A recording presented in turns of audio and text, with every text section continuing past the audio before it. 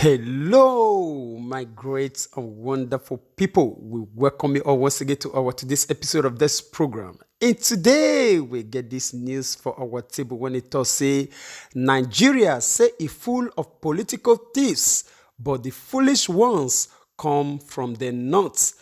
This one of the word when it be say Archbishop Kukah release, and this news reached our table June 5th, 2020. And before we go properly to the details of this news, in case today and the first time when you say they hear about us on this channel, be this, we say you are highly welcome. I beg, do us a favor now. You see that subscribe button, press on, and the small bell when they near am, press on as well so that anytime we will upload new video again, you know what they suffer to look for. It will only come to you like a message. And our prayer always be said, the same way when it be said, they support us for the channel. Now the same way when God will the same people, when will they support you for everything when it good, when you put your hands to do. In Jesus' mighty name. Amen. All right, my people, may we go straight to the details of this news.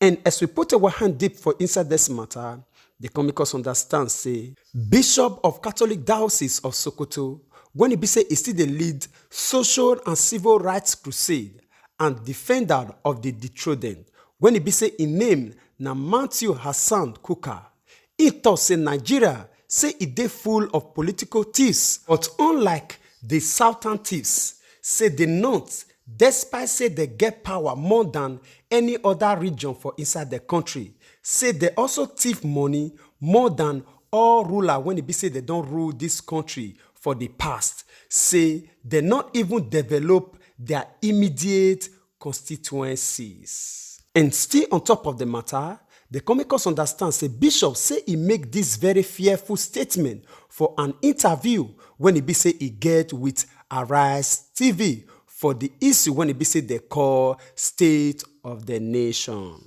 And as we put our hand deep again, the comicals understand say as they respond to question for the way when it be say they criticize the government during one of his sermons, particularly for the funeral mass for the late seminarian when it be say in name na Michael Namdi. I must tell you say religion and politics say na my area of academic interest. Say religion, politics and society.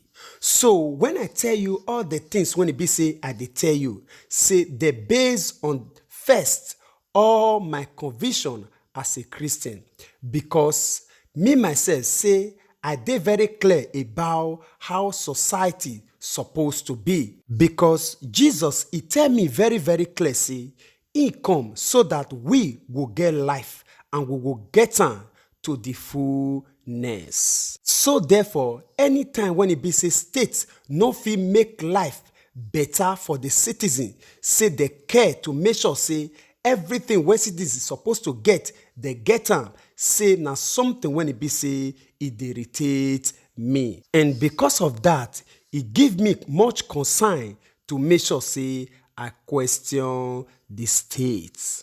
And still on top of the matter, it can talk say no part of this country when it be say it don't produce military or civilian presidents or even head of state as the northern Nigeria don't already provide.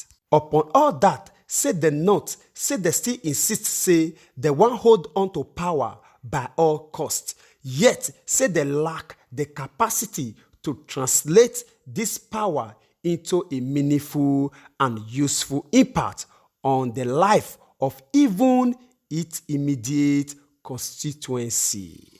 And as we go deep again, it can talk say even the thieves, when it be say that they steal from every other part of the country, say they behave well, even better past the way when it be say the thieves from the northern Nigeria till they behave, and that they still the thief like every other person. But everybody when it be say that they steal, say you will fit see evidence. Say most of the thieves for Nigeria, say some don't even build clinic, some don't tie roads, some don't even give children scholarship, some don't even build school, say some don't do many better things for inside the country. And for us to conclude this whole matter, in contour say, but you no go fit see this kind of thing for the northern Nigeria. Say 99% of the constituency for the northern elites say any evidence of a thief when e be say they don serve for Abuja or elsewhere, say they pass here. All right, my great and wonderful people, this one a very interesting news when it be say we receive from the Archbishop of Archdiocese of Sokoto, when it be say in name na Archbishop Kuka, na in be this very one.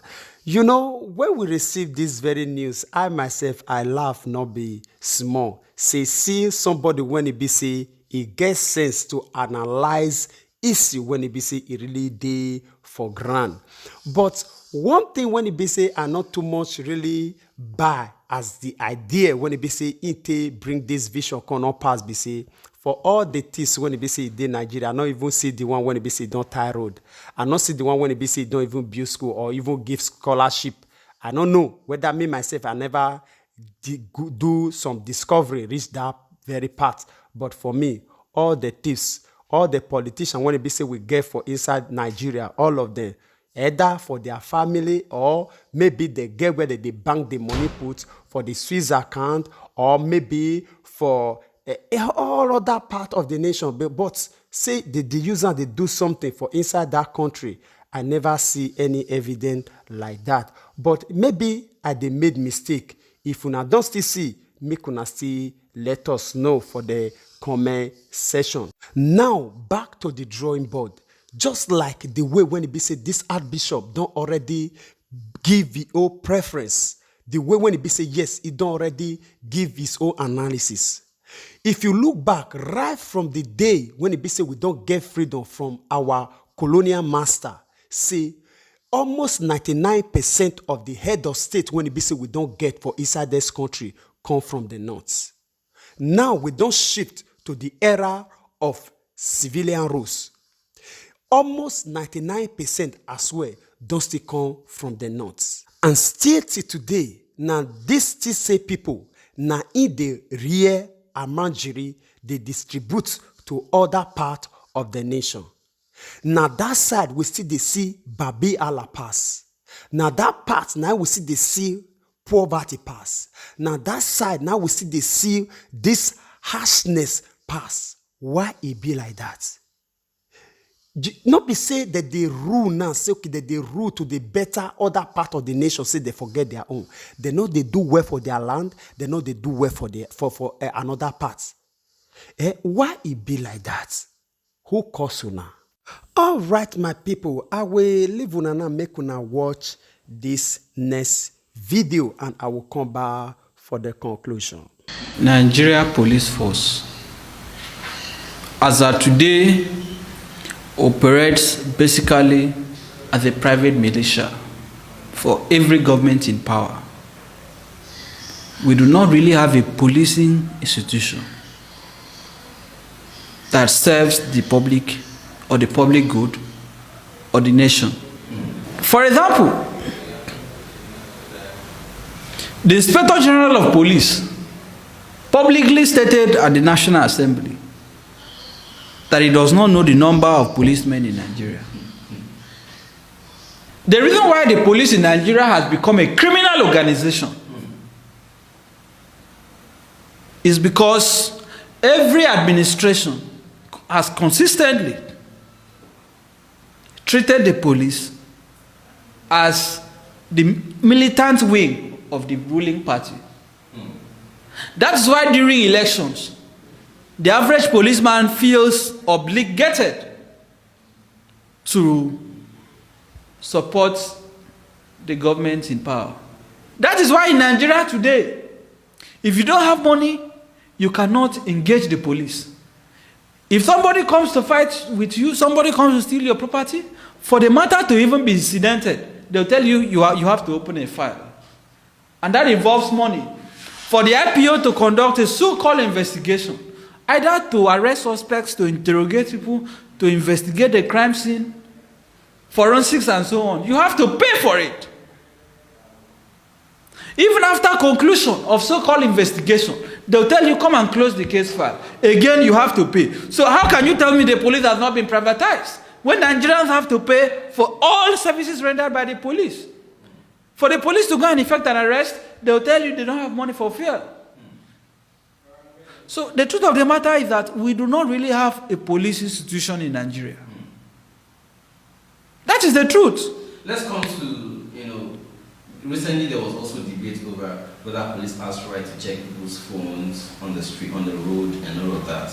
But we have seen that despite, legal arguments saying that it is not the duty or right of the police to do all of this, we still see police harassing people. What would you advise Nigerians if you find yourself, between Benin or a road, it's just bush by the left and right.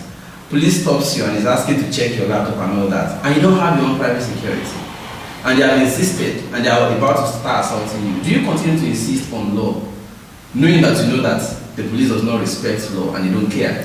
It is a dilemma. People will tell you a dead man cannot fight for his right. So if it is a life-threatening situation, you may have to allow them to do what they want to do and seek redress later if possible.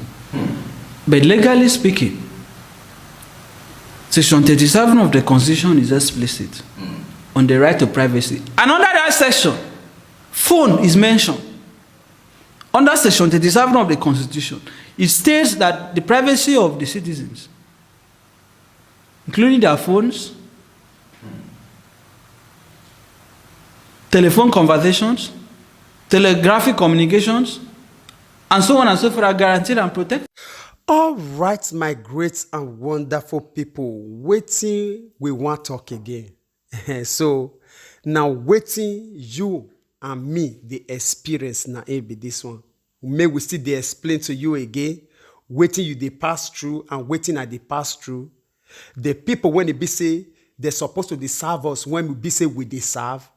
So we not get much to explain because this one now practical when be say me and you we don't the undergo and we still continue to the undergo. Now it be this one, the issue of the police and the DSS when it can be a tools for the hand of the president and the Senate, the House of Representatives when it be said that they threaten the life of the citizen for inside this country. Now it be this one.